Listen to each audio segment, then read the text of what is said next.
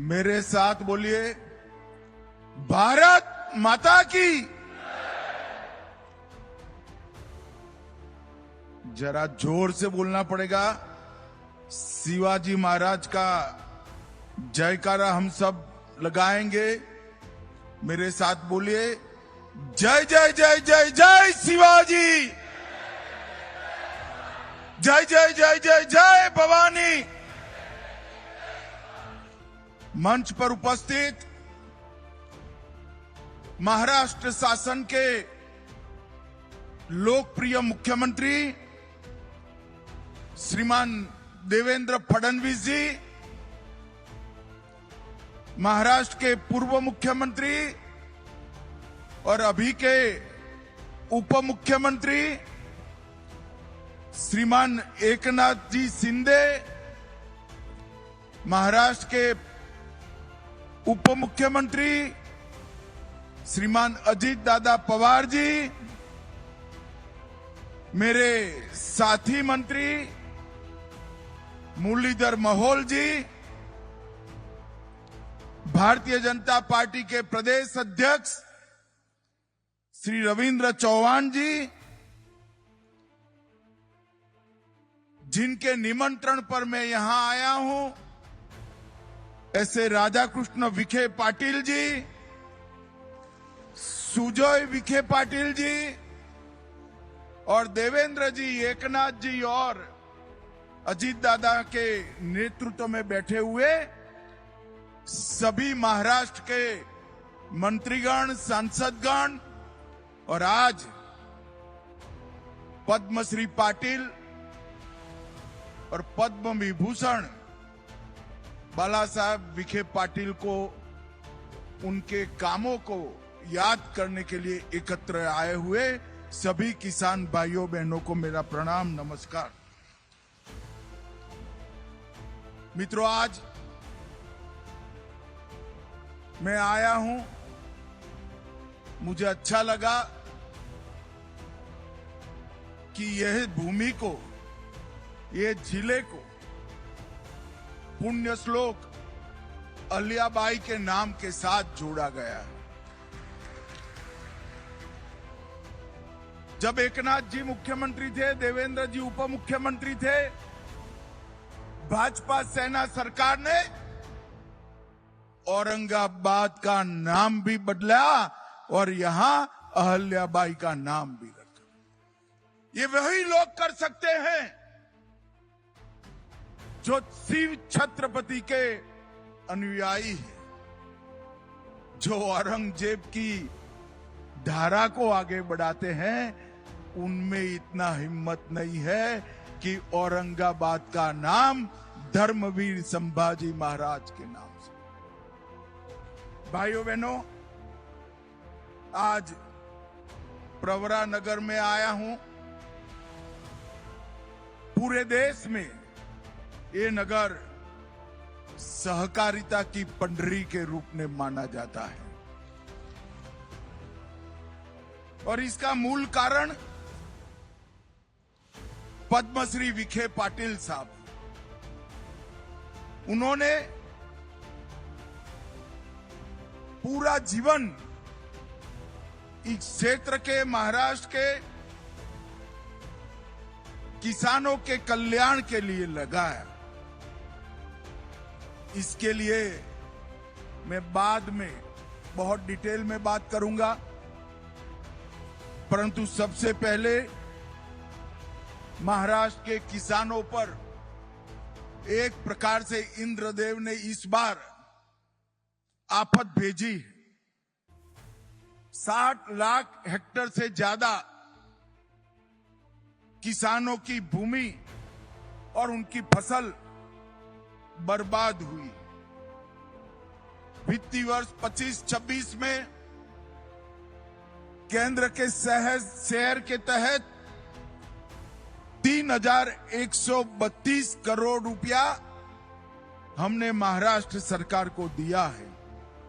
उसमें से जो 1,631 करोड़ रुपया था, वो अप्रैल को ही दे देने का काम हमारे नेता नरेंद्र मोदी जी ने किया है।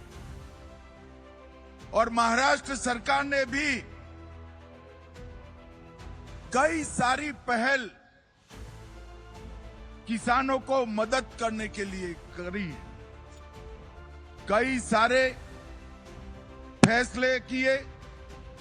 2215 करोड़ का राहत पैकेज दिया, जिससे 31 लाख से ज्यादा किसानों को मदद मिलेगी। 10,000 रुपया नकद और 35 किलो खाद्यान्न देने का भी महाराष्ट्र सरकार ने इनिशिएटिव लिया है। केवाईसी की शर्तों को एक बार के लिए थोड़ा रिलैक्स करा है। शॉर्ट टर्म फाइनेंस के ऋण को वसूली पर रोक लगाई।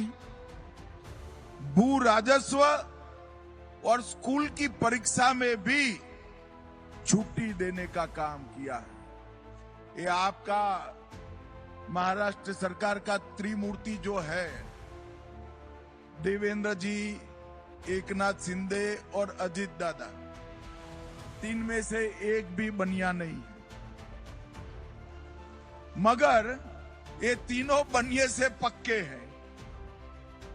मुझे पद्मश्री पाटिल का मूर्ति का अनावरण कर बुलाया और पूछ लिया तरीके से, अच्छे तरीके से, कि भारत सरकार महाराष्ट्र के किसानों के लिए क्या करेगी।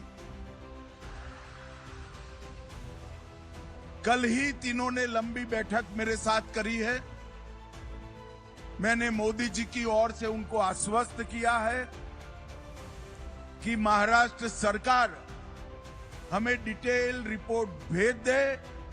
मोदी जी महाराष्ट्र के किसानों की मदद करने में जरा भी देर नहीं लगाए। और मित्रों, ये सब इसलिए हुआ है कि किसानों की चिंता करने वाली एक सरकार महाराष्ट्र के लोगों ने चुनकर लाई। हमारे एनडीए के सभी विधायक अपने 1 महीने का वेतन सीएम रिलीफ फंड में दिया है। अभी अभी राधाकृष्ण विखे पाटिल जी ने शुगर मिल से भी घोषणा की और देवेंद्र जी की अपील को प्रतिसाद देने के लिए कई सारे ट्रस्ट भी आगे आए हैं। भाइयों बहनों, आज यहां मेरे आने का एकमात्र कारण है पद्मश्री डॉक्टर विठ्ठलराव विखे पाटिल और डॉक्टर बाला साहब विखे पाटिल के पुतले का, आदमकद से भी ऊंचे पुतले का अनावरण करना और उनको कार्य की अंजलि देना। डॉक्टर विठ्ठलराव विखे पाटिल जी भारत के सहकारिता के आद्य पुरुषों में से एक। महाराष्ट्र के सहकारिता का इतिहास उठाकर जब अभ्यास करते हैं,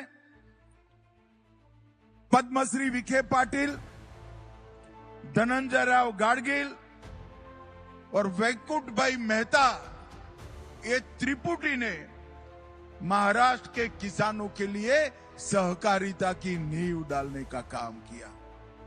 और पद्मश्री पाटिल ने समग्र दुनिया में एक प्रकार से सबसे पहला कोऑपरेटिव साकर कारखाना डालने का काम हमारे पद्मश्री पाटिल ने किया।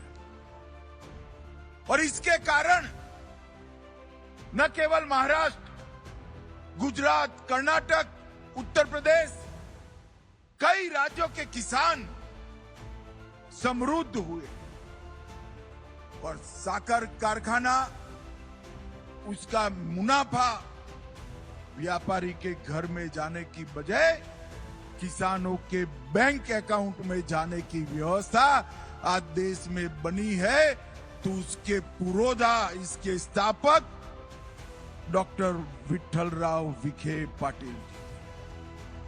मैं आज वो महान आत्मा को मनपूर्वक याद करना चाहता हूं। उनके ही सुपुत्र डॉक्टर बाला साहब विखे पाटिल जी, इन्होंने कोऑपरेटिव को तो मजबूत किया, मगर कोऑपरेटिव इंस्टीट्यूशन के माध्यम से शिक्षा, स्वास्थ्य और ग्रामीण विकास, ये तीनों क्षेत्र के अंदर कोऑपरेटिव का मुनाफे से विकास करने की